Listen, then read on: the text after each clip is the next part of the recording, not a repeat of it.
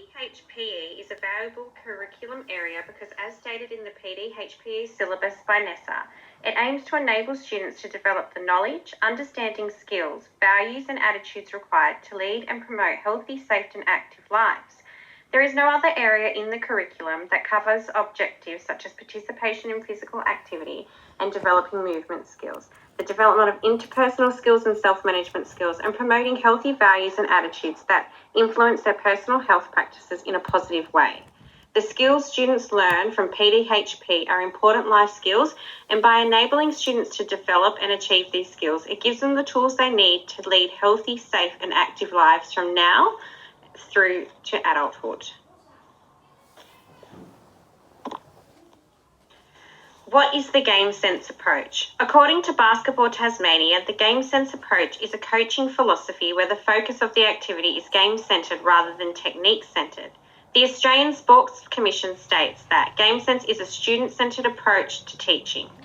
The strengths of using a game sense approach in PE lessons is that it caters to all different levels of ability, allowing for variations and promoting inclusivity, meeting the Australian Professional Standards of Teaching 1.51 and 1.52, where teaching is differentiated to meet the specific learning needs of students across a range of abilities. It is also more engaging and a fun way for students to learn, which in turn promotes student participation, meeting the Australian Professional Standards of Teaching 4.11 and 4.12, where teachers create, maintain and implement an inclusive and engaging classroom environment.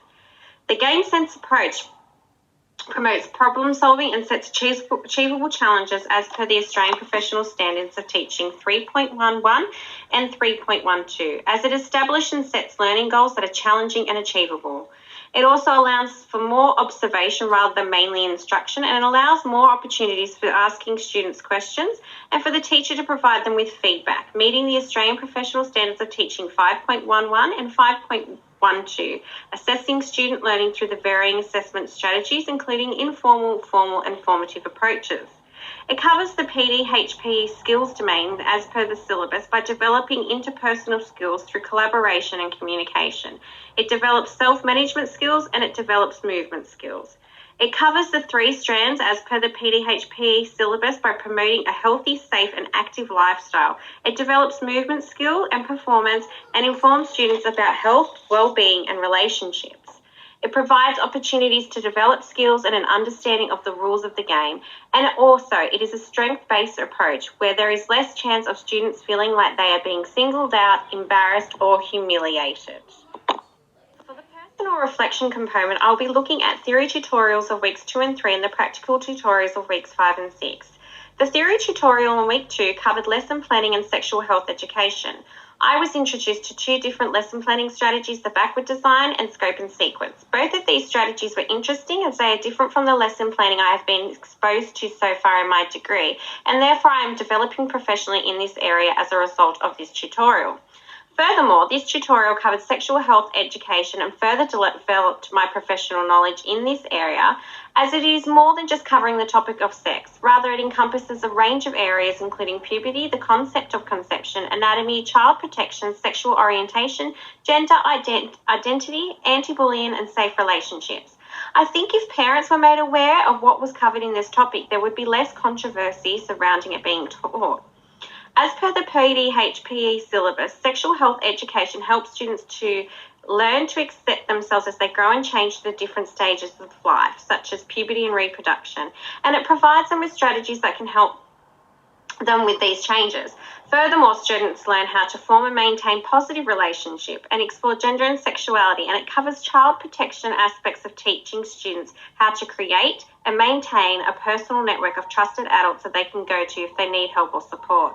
This develops students' knowledge and skills so that they can establish and maintain safe, enjoyable relationships, and it teaches them to make good, responsible choices when it comes to relationships, their well-being and their health. The teaching and learning of sexual health education is particularly relevant to Stage 3, meeting the PDHPE syllabus outcome PD3.1. Identifies and applies strengths and strategies to manage life changes and transitions, as well as outcome PD3.2, investigates information, community resources and strategies to demonstrate resilience and seek help for themselves and others. This aspect of the tutorial has helped me develop professionally as I now have a clearer understanding of what sexual health education involves, and I now feel better equipped in teaching sexual health education in the future.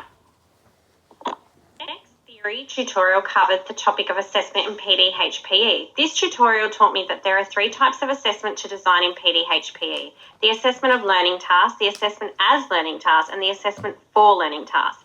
This highlights the importance of selecting and planning effective assessment activities. It is important as a teacher to design effective learning experiences that allow for effective assessment. As stated in the Australian Professional Standards of Teaching, this aligns with Standard 2, know the content and how to teach it, and meets Standards 2.31, use curriculum, assessment and reporting knowledge to design learning sequences and lesson plans. In this tutorial, design an assessment task that aligns with syllabus outcomes and to justify how the task supports and engages student learning and achievement. This tutorial taught me that when designing assessment activities, the connection between the syllabus outcomes and the assessment activity needs to be clear. The incorporation of formative assessment during lessons allows the teacher to observe and assess a student's learning and further develop their skills. Formative assessment is an important tool because it allows teachers to identify the learning needs of students and to differentiate the learning as required to cater to the full range of abilities of students by supporting their needs, capabilities, and providing feedback. Furthermore, assessment as learning task is essential as it allows students to monitor their own learning and, as stated by Margetts and Woolfolk in 2019, helps students self-monitor their learning and progress. According to the syllabus, effective assessment increases student engagement in their learning and leads to enhanced student outcomes. Assessment as learning tasks further encourages and motivates students to take responsibility of their learning, encouraging them to form questions, and it is collaborative with the teacher and student, creating learning goals together to further develop the student's learning.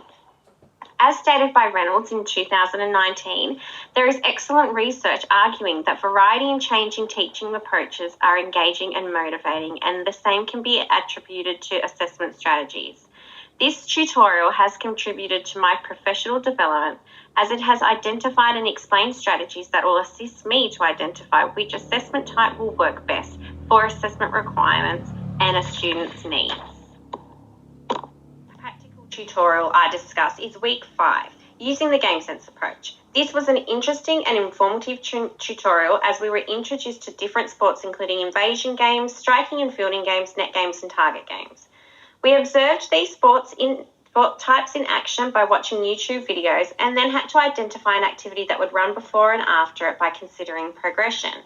We also had to highlight any modifications that could be made during the sport by using the Change It acronym. An important feature of the game sense approach is the incorporation of variations to meet the ability ranges of students and to encourage participation, and this aligns with the Australian Professional Standards of Teaching 1.51, demonstrate knowledge and understanding of strategies for differentiating teaching to meet the specific learning needs of students across the full range of abilities. This game sense approach is a much more desirable way of learning because the focus is on the game rather than the traditional approach where it is more technique focused. This approach allows for progression where students participate in variations of a game so that they can develop both the skills and concepts and rules of the game. These variations encourage student participation by encouraging all ability levels to participate as the sport is still challenging but yet achievable, making the learning process fun, engaging, inclusive and collaborative. Some of the outcomes that are met through the use of the game sense approach are PD14 performs movement skills in a variety of sequences and situations, and PD15 proposes a range of alternatives to solve movement challenges through participation in a range of activities. Before this unit, I had never heard of the game sense approach, and I am really looking forward to implementing it in the future when teaching PE. As PE for me growing up was more the traditional technique-focused approach, and I personally did not enjoy that at all. It made me feel self-conscious and inadequate. This module has enhanced my professional development as I now feel more confident in teaching PE, and I also feel more confident that students will want to engage with it.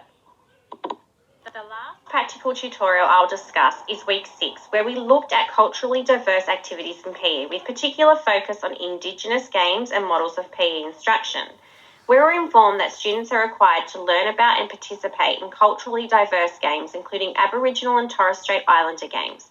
We watched YouTube clips on a range of Indigenous games, and in groups we discussed which stage we thought the games were appropriate for. We then had to pick 3 of the games and identify the outcomes that the games covered when looking at stage 1. Furthermore, we evaluated the different models of PE. This was beneficial to my professional development as it allowed me to learn and analyse the different ways PE can be delivered.